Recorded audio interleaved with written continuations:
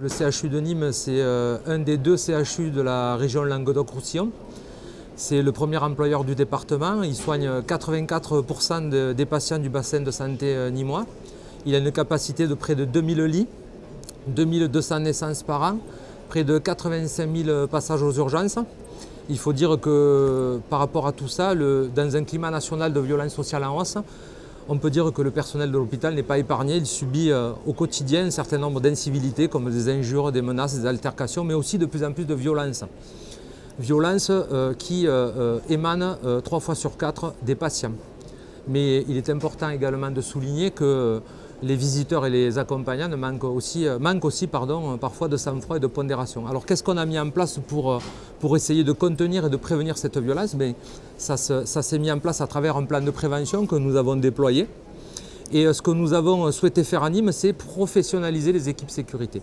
Effectivement, pour nous, un agent de sécurité ne doit pas se contenter d'être présent et d'observer les flux qui entrent et qui sortent, mais il doit être en mesure d'intervenir. Le cadre légal le permet, et je pense en disant ça aux articles 53 et 73 du Code de procédure pénale.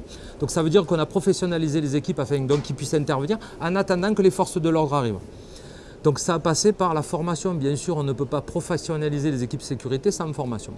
Formation spécifique en milieu hospitalier, c'est-à-dire on est allé loin puisqu'on est un peu précurseur dans son domaine, reconnu par le ministère de la Santé.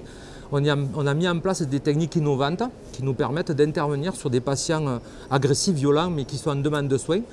Et ça nous permet de les maîtriser sans les blesser. Donc on est allé par exemple jusqu'à créer une clé dite du perfusé qui nous permet d'intervenir sur un patient cathétérisé, perfusé, sans le blesser. On est allé jusque-là. Donc c'est vraiment une formation spécifique.